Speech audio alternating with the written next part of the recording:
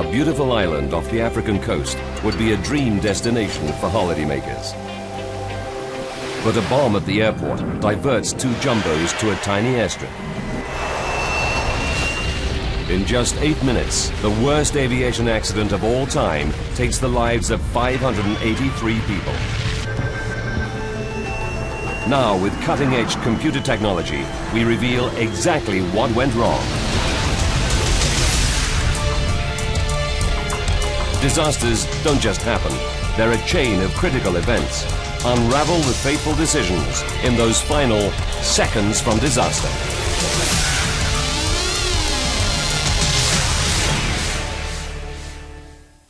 Europe, the Canary Islands, Tenerife. Sunday, March the 27th, 1977. Los Rodeos is the island's sleepy airport in the hills. It's not used to heavy traffic and normally handles just a few small planes a day. But this is no ordinary day.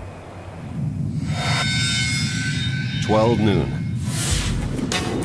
After an overnight flight from Los Angeles, Pan Am's flight 1736 is just 2 hours away from the Canary Islands. Joan Jackson has been a flight attendant with Pan Am for 7 years. Everything seemed normal and fine.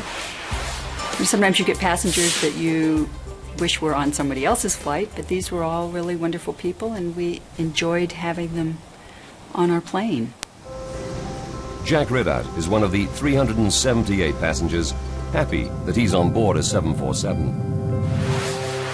Back in the 70s, I mean, the 747 was the cat's meow. I mean, it was it. It was twice as big as any other airplane. Jack is traveling in style. He's taking his girlfriend, Joni, on a special vacation. It was a wonderful first-class trip.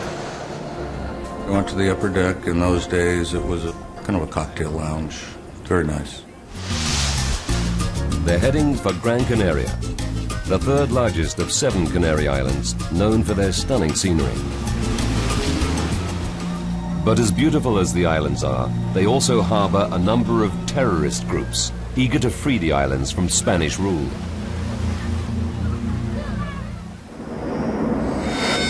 "12:30 p.m. Suddenly, Pan Am's captain, Victor Grubbs, receives an urgent message from air traffic control. A bomb has exploded at Gran Canaria Airport where he's due to land. He must now head for Los Rodeos Airport on the nearby island of Tenerife. He then tells the passengers what's happened. I was concerned. I'm sure all of the passengers were. 1:38 p.m. Pan Am 747 is not the only plane diverted because of the bomb. Another jumbo, KLM flight 4805 from Amsterdam, is also diverted to Tenerife's Los Rodeos Airport. It touches down ahead of the Pan Am plane. 3 other diverted planes are already on the ground. Tenerife Airport is small. There's only one airstrip, and the air traffic controllers are not used to so many aircraft, let alone jumbo jets. And it's Sunday, so only 2 controllers are on duty. The passengers on the KLM plane set off towards the airport lounge to relax. 2:15. The Pan Am 747 touches down. It joins the KLM on the tarmac, waiting for Gran Canaria's airport to reopen. Gran Canaria is just a 25-minute hop away, but it could be some time before police there declare the airport safe from bombs. No one knows how long they'll be kept here. Tenerife's Los Rodeos Airport is situated in the valley, in the shadow of the great Mount Teide, the 3rd largest volcano on Earth. Teide dominates the island and even influences the weather. So far today, the sun is shining, but conditions can change at any moment. The airport is at an altitude of 632 meters above sea level. Low-lying clouds frequently roll down the mountains, shrouding the airport in heavy fog. But when the Pan Am plane lands, weather isn't a problem. The conditions were good. They were clear and a beautiful day. I noticed that the airport was in a little disrepair, medieval to say the best. Los Rodeos Airport opened in 1941. Facilities are severely limited. There's no radar to monitor planes on the ground. And today the runway center lights are out of service. With 5 big jets now diverted there as well, the airport can barely cope. The departure lounge is overcrowded. Passengers inside the Pan Am Jumbo are not allowed to leave the plane. The flight attendant opens the door to give the passengers some fresh air. I remember we were waiting. We were there long enough to be bored. Say, when are we going to go? 2:30 p.m. Police in Gran Canaria have cleared the bomb, and the passengers think they'll soon be able to get to their destination and start their vacations. But even though the Pan Am plane is ready to take off, it can't. The KLM Jumbo, ahead of it on the taxiway, is refueling. Filling the Jumbo with 55,000 liters of fuel will take 30 minutes. The Pan Am is forced to wait. The pilots were very eager to go. I think they would have preferred the KLM had not taken on the extra fuel, that we'd all just gone ahead and gone. But even after the KLM finishes refueling, there's still a delay. With no explanation, the Spanish authorities force the planes to sit on the tarmac for nearly 2 more hours. At 4:56 p.m., KLM's most senior pilot, Captain Jacob van Zanten, requests permission to taxi. 2 minutes later, air traffic control gives the go-ahead. On the Pan Am, Jack notices a change in the weather. The fog started rolling in, and it was quite unusual to me because it would completely consume the airport. It was the difference between night and day. The KLM 4805 taxis down the runway. There are 248 passengers and crew on board. The air traffic controllers instruct the pilots to proceed to the end of the airstrip, make a 180-degree turn, and wait for clearance to take off. Visibility is now down to 300 meters. None of the air traffic controllers can see the planes that they're directing. And there is no ground radar to help them. They are now totally reliant on communicating by radio. 5:02 p.m. The controllers give Pan Am permission to taxi onto the runway right behind the KLM. The Pan Am pilots are then told to turn off at the 3rd exit and wait. Conditions are getting worse by the second. Followed the KLM plane out on the tarmac, and you couldn't see the cement. You couldn't see anything. It was dark. 5:04. The KLM is completing its 180-degree turn and getting into position for takeoff.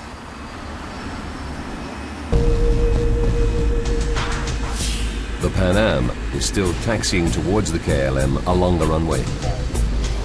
The pilot and co-pilot are trying to find the 3rd exit, but they're not familiar with the airport and can barely see out of their cockpit windows.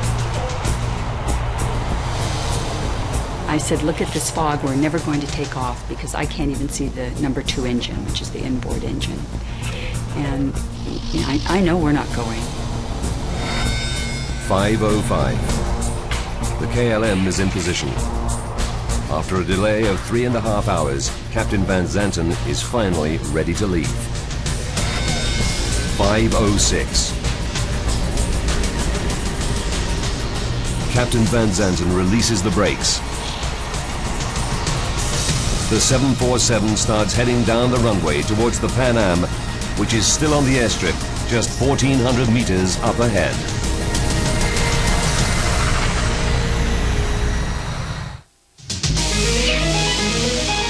A KLM jumbo jet is heading down the runway in thick fog. But a Pan Am jumbo is still taxiing towards it on the same airstrip.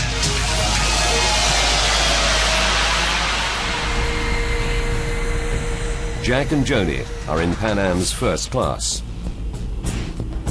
Joni said, "Oh my God, you know, what would happen if he took off?" And I just casually said to her, "Well, don't worry about a thing. If he hits us head on, you'll never feel a thing." 5:06 and 18 seconds. The control tower tells the KLM crew to wait. Okay, stand by for takeoff. But they don't. Instead, Captain Van Zanten accelerates the KLM jumbo down the runway. 5:06 and 45 seconds. The Pan Am co-pilot looks out of the window and is horrified by what he sees. The 300,000 kilogram KLM jumbo is heading straight towards him. The Pan Am has 394 passengers and crew on board. Their only chance is to get out of the way as quickly as possible. Pan Am's Captain Grubbs forces the engines to full throttle. He tries to move the 747 out of the way.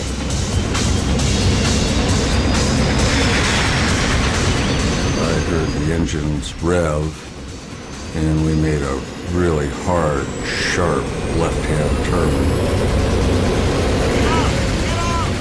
But it's too late. 5:06 and 50 seconds.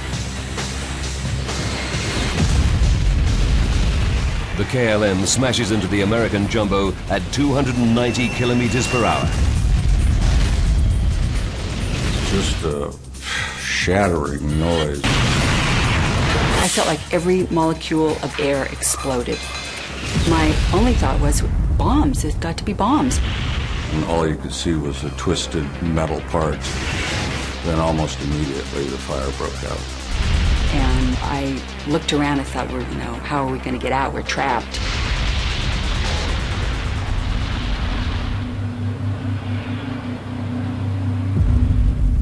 The air traffic controllers hear the explosions, but because of the fog, they can't see anything. They're unable to make radio contact with either plane. The KLM 747 has careered into the Pan Am, slicing off the upper deck. After the impact, the KLM crashes further down the runway. We heard tremendous grinding and exploding. I knew immediately that those poor people would not survive. The tower controllers sound the alarm. These first news pictures show the firefighters tackling the blaze which has engulfed the KLM. They can't find any survivors. Because of the fog, they have no idea that just 450 meters up the runway, the Pan Am jumbo is also in flames, with hundreds of people still on board. Without a moment's hesitation, Jack Ridout immediately sets about helping other passengers. There was raw fuel, and I had it all over me. I was drenched in it. I thought, we got to get these people out of here. So I started just literally slinging people out that door. Meanwhile, Joan Jackson and another flight attendant are trying to escape. I think I must have gone through this hole, and I reached back down and said, "Suzanne, give me your hand," and pulled her out, and we found ourselves standing on top of the aircraft. The shattered Pan Am jumbo can no longer move, but its engines are still running at full power. And I could hear the clanging of the metal in there, and they were starting to disintegrate and throw pieces of metal around.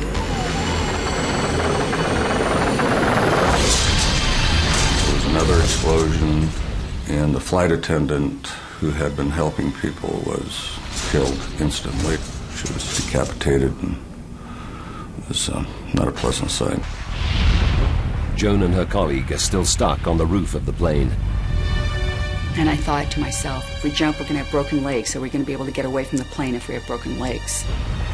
But the plane begins to disintegrate beneath them.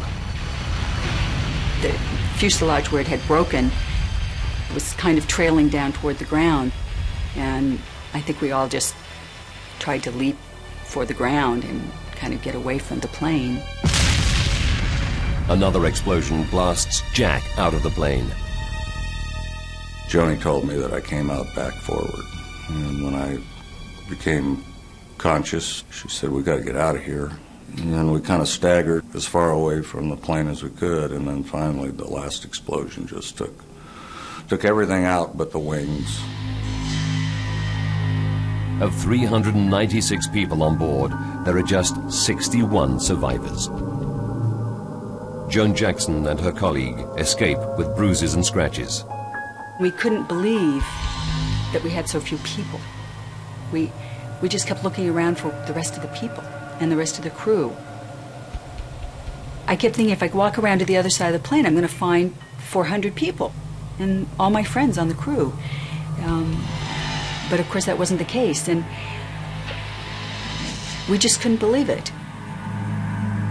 Jack Ridout helped to rescue 12 people.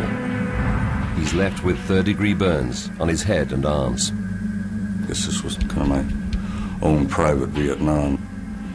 It was awful. It was carnage. Everybody on the KLM 747 and most of those on the Pan Am have perished in the crash. It's the worst aviation accident in history. In all, 583 people have lost their lives.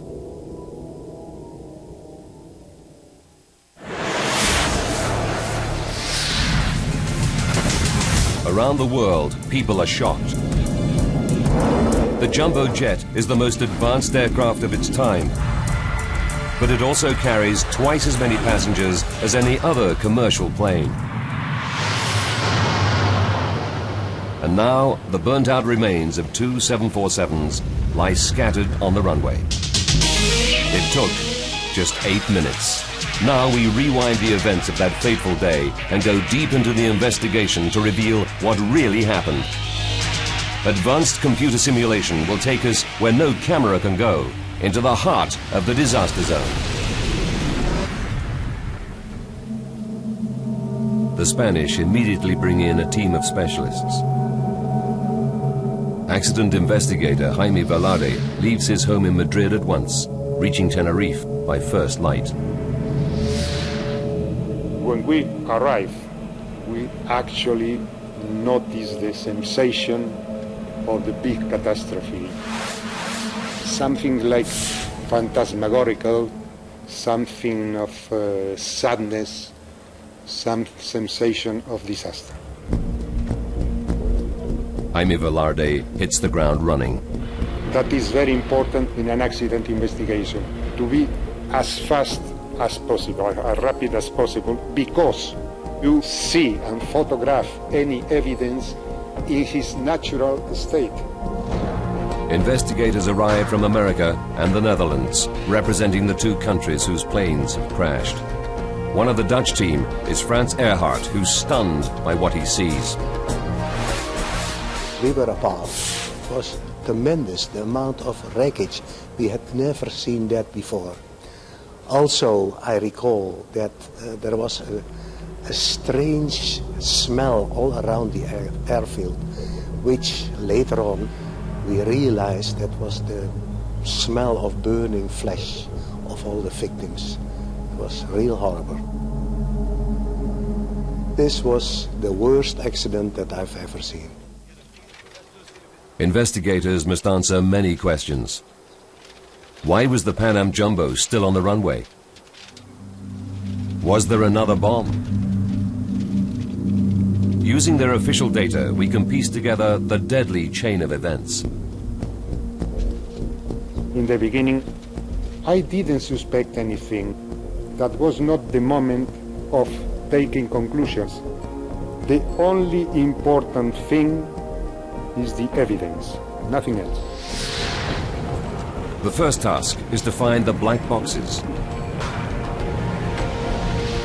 They contain vital voice recordings from inside both cockpits, as well as all the technical data. The investigators soon recover them, but there's a setback. The boxes are badly damaged.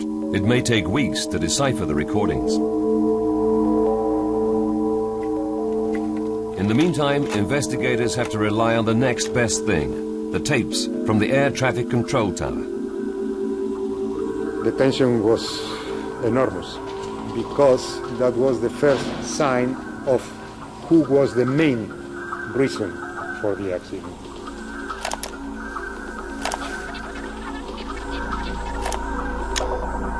The investigators listen intently to the final moments before the crash. They need to find out why the KLM 747 took off while a Pan Am Jumbo was still on the runway. Did the tower controller give the pilot permission to depart? 1 minute 23 seconds before the crash. The KLM completes its 180-degree turn at the end of the runway. The KLM 4805 is now ready for takeoff and we're waiting for our ATC clearance. This is not a request for takeoff clearance, but a request for air traffic control clearance. The pilots are seeking directions for once they're airborne. The controller issues the ATC clearance and the KLM co-pilot reads it back. 33 seconds before the collision. The tapes reveal that after reading back his ATC clearance, the KLM co-pilot makes an unusual statement. We're now at takeoff. American investigator Bill Edmonds is puzzled by what he heard. We couldn't understand exactly whether he was saying we are at takeoff or we are taking off. If we are at takeoff, that means we're ready to take off, or the other would be that they're actually in the process of taking off. 28 seconds. The Spanish air traffic controller also seems confused by what the KLM co-pilot has just said. Okay, stand by for takeoff. I will call you. Stand by is the last instruction from the tower to the KLM. They never issue takeoff clearance. Nevertheless, Captain Van Zanten accelerates down the runway.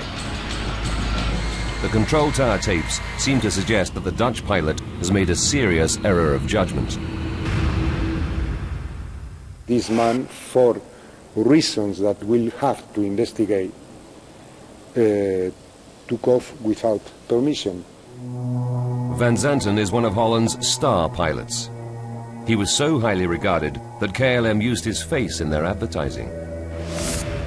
He'd been a commercial pilot for 27 years and had flown more than 11,700 hours. It's shocking that such an experienced pilot would make such a drastic error. The evidence appears to be damning, but the investigation is far from over.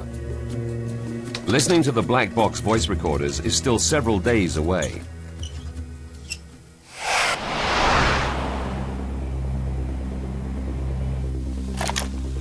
Meanwhile, the tower tapes reveal another startling fact. The Pan Am pilots had not followed their instructions either. 4 minutes before the crash, the control tower instructs the Pan Am to turn off the runway at the third exit.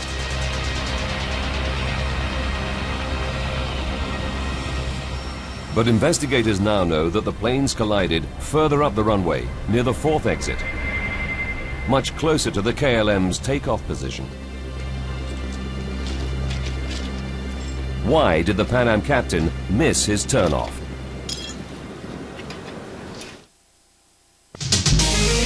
The worst air accident in history happened on the ground at Tenerife's Los Rodeos airport. Control tower tapes have revealed that KLM pilot Jacob Van Zanten took off without clearance. Now, using advanced graphics based on the Spanish government's official report, we go deep into the investigation to discover exactly what went wrong. Investigators have made another startling revelation. The Pan Am overshot its exit and was in the way. Did Pan Am's Captain Grubbs make a fatal error?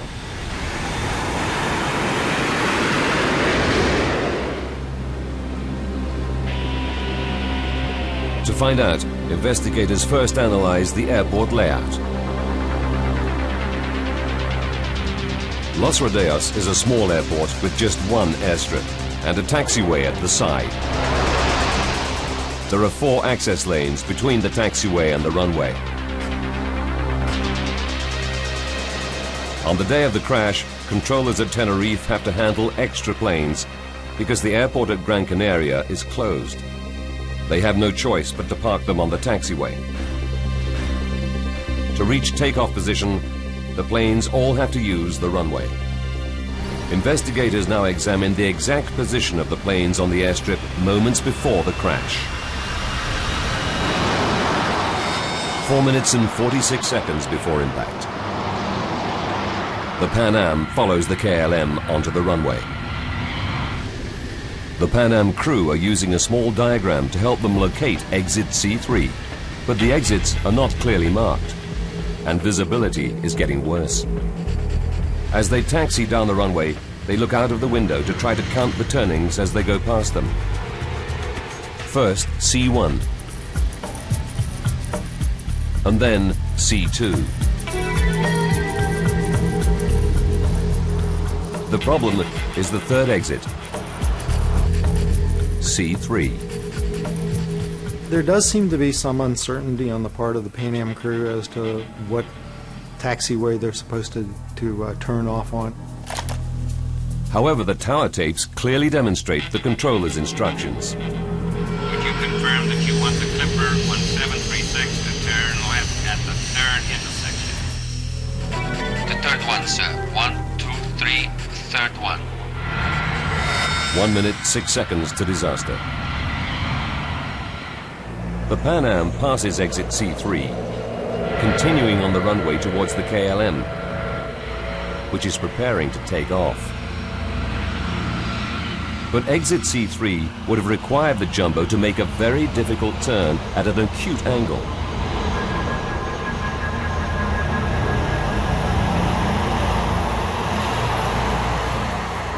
The American investigators believe it was a practical impossibility, and the crew may have thought so too. The geometry that we drew out indicated that the Pan Am aircraft could not have made it. In my mind, had I been the captain of the airplane, I don't think I would have attempted a turn of that sort. But if the turn is so difficult, why did the controller ask the Pan Am to make it? Probably because he was not used to 747s. Other aircraft could have performed the maneuver very easily. But American investigators believe there's another reason why Captain Grubbs misses the C3 exit.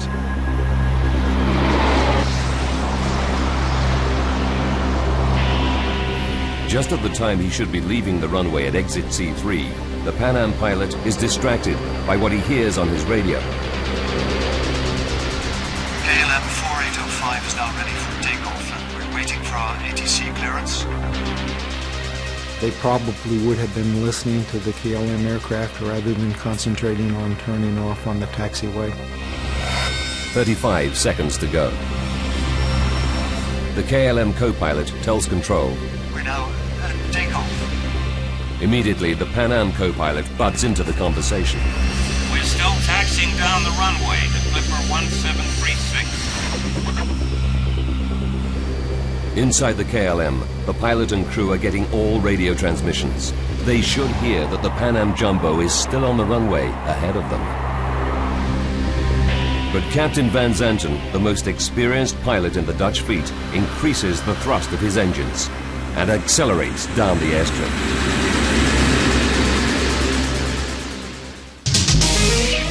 Investigators now know that none of the pilots on either plane followed the controller's instructions. To find out why, investigators have to dig deeper. It may boil down to the behavior of the two crews. Transcripts of the control tower tapes reveal a growing level of tension in the KLM cockpit. The captain did express or exhibit a definite hurry-up tendency. The KLM Jumbo has been waiting at Tenerife for almost 3.5 hours. Investigators later find out from radio conversations that Captain Van Zanten had expressed concern about going over the number of hours he's allowed to work. He still has to pick up 300 passengers in Gran Canaria to take back to Amsterdam. If he's late, the crew will be grounded for a rest period, and KLM will have to pay overnight accommodation for everyone on board. And now the fog is rolling in, causing very low visibility. He's feeling the pressure. I think every captain thinks that all the problems are on the ground, and as soon as you take off, problems are over.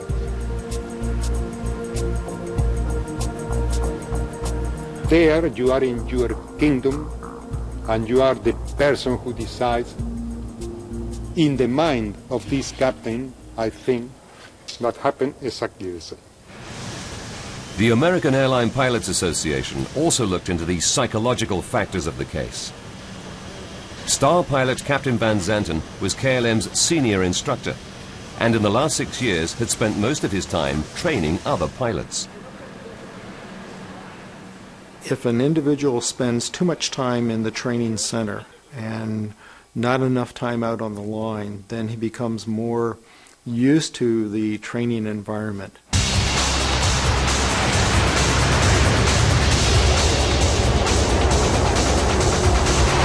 In fact, in the past 6 years, Captain Van Zanten had flown an average of just 21 hours per month, and he'd not flown at all in the last 12 weeks. Bill Edmonds suggests that a phenomenon called training syndrome causes pilots to blur the distinction between the real world and the unreal world. With a simulator, you go ahead and you fly a maneuver, you stop, you reset the simulator, you refly the maneuver. You kind of get used to jumping around, and you're ready to do something, and you go ahead and do that. In the simulator, the instructor acts as the controller. He usually issues ATC clearance and takeoff clearance to the crew. He wouldn't have to wait for clearance from a control tower. Captain Van Zanten was ready to perform his takeoff. At a certain point, all the parameters were satisfied for his takeoff, and he was ready to go. Not sure that he looked at the big picture of where they were on the runway, where other air traffic might have been, but he was ready to go. The effect of training syndrome on Van Zanten can never be proved. But another mystery remains. 18 seconds before the crash, Captain Van Zanten thrusts his engines into full power. 2 other crew members are sharing the controls. Why didn't they stop him?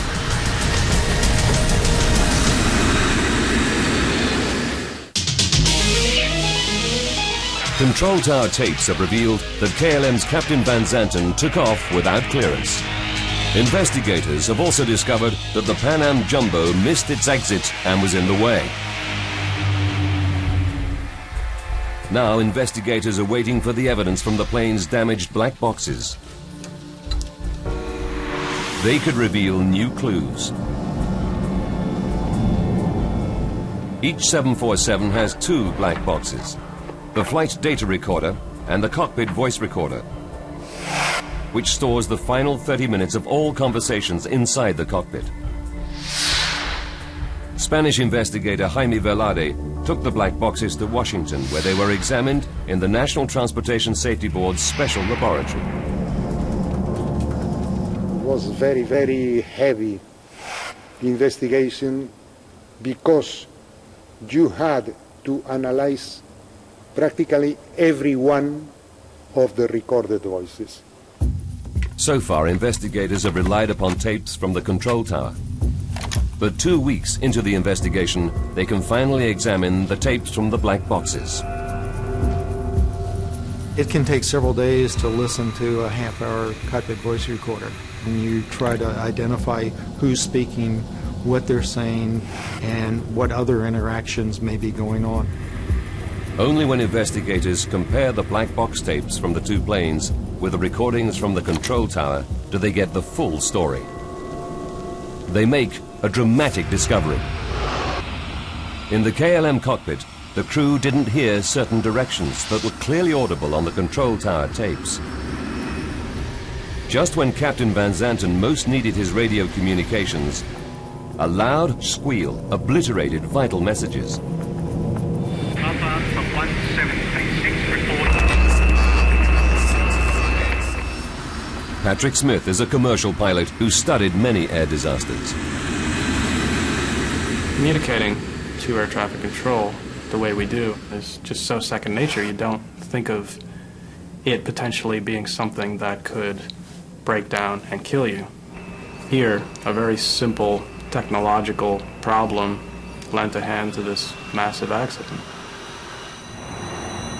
The communication system in use at Los Rodeos in 1977 is still used all around the world today.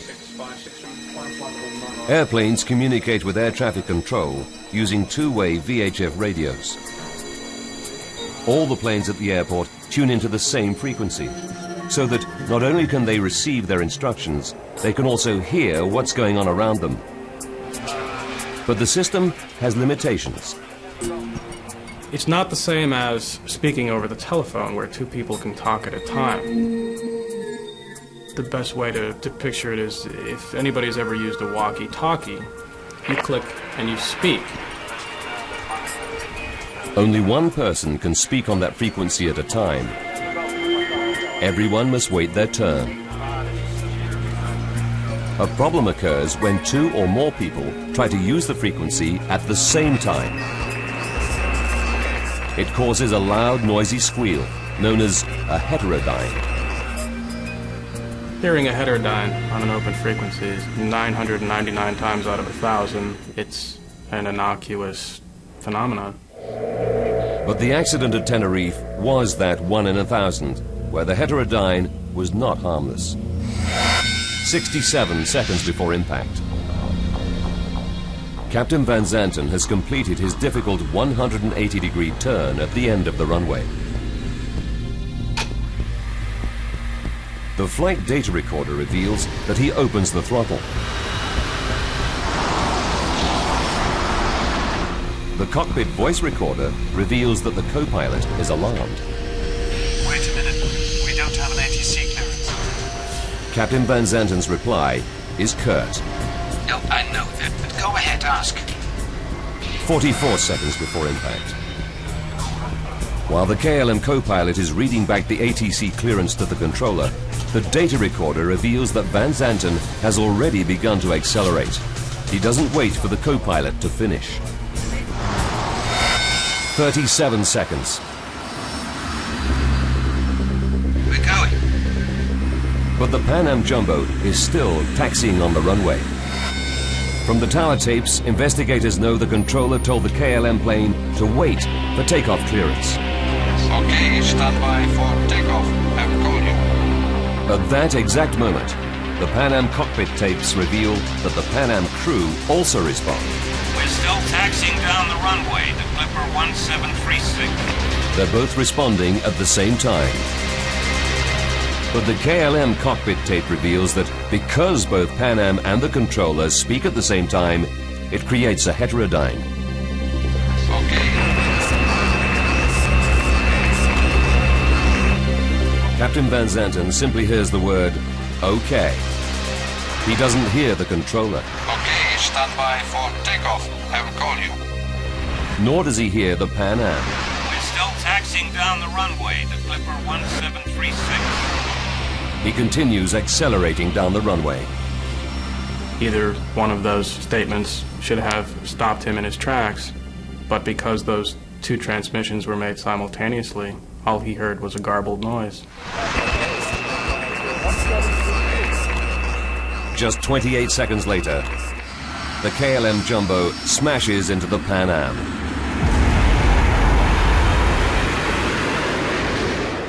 The Dutch investigator feels that this discovery has cleared Van Zanten of any blame.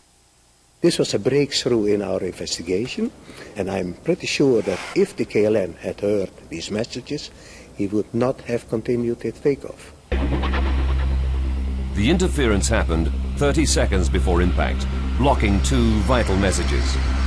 But even after that, the cockpit tapes reveal that Van Zanten had one final warning. 24 seconds before the crash, the Spanish controller makes a second call to Pan Am about its status on the runway. Papa Alpha 1736, report runway clear. The Pan Am co-pilot responds. Okay, we'll report when we're clear. This conversation was definitely audible in the KLM cockpit, but only one member of the crew was aware of it. The flight engineer understood it, at least partially. The Pan Am, is he not clear? The captain that is in the middle of the takeoff said something. What do you say? What do you say? The Pan Am, is he not clear? Van Zanten replied emphatically, Oh, yeah. Oh, yeah. And then flight engineer doesn't reply anymore. The flight engineer was the most junior member of the crew. Dismissed by his highly respected captain, he doesn't question him further. Both the Spanish and American investigators are critical of Captain Van Zanten's performance that day.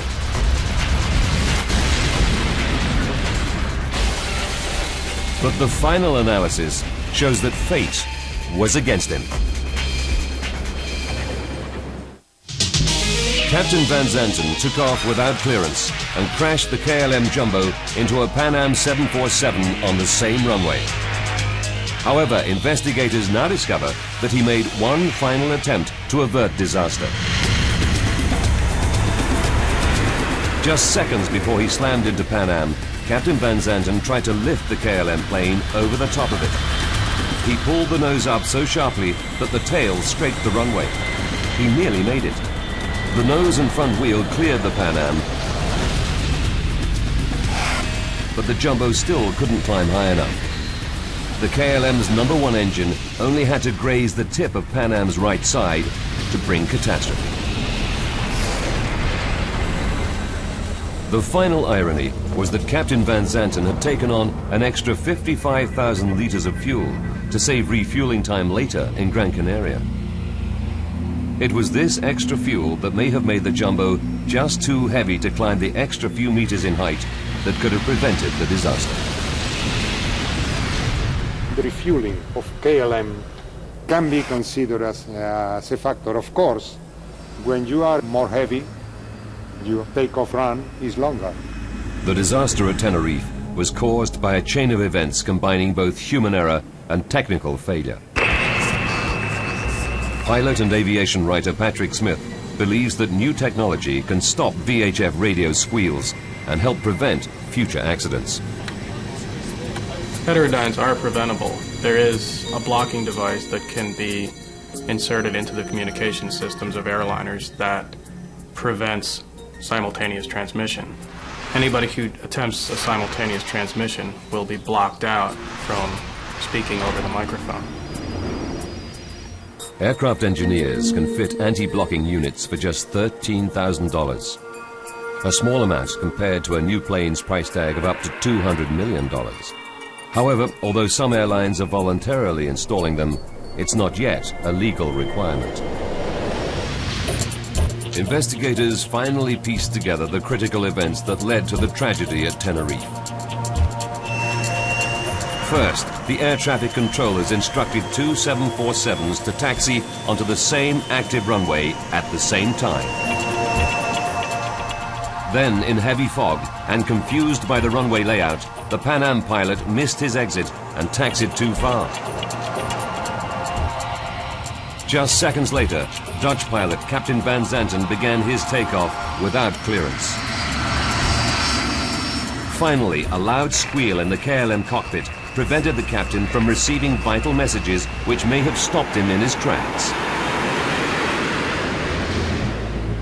For the survivors of Tenerife, the nightmare continued for many months. I found that I was frightened of everything. I didn't want to ride in a car. I didn't want to let my husband out of my sight.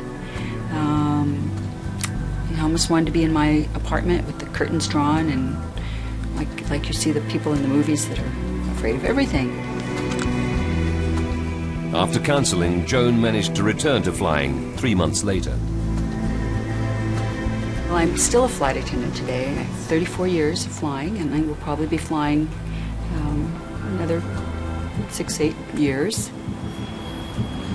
I love seeing the world. Back home in San Diego, Jack's story made the news. Jack Ridout is a survivor and is credited with the rescue of a dozen other passengers on a Pan Am 747, the nightmare of Tenerife. The thing that no one can ever understand until I've been involved in a situation like this is that the ramifications go on year after year. I live with the images probably for the first year, every night, most nights.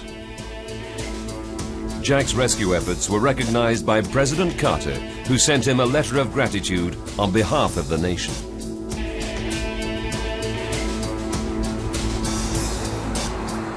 A new airport in the south of Tenerife now handles the majority of the island's visitors.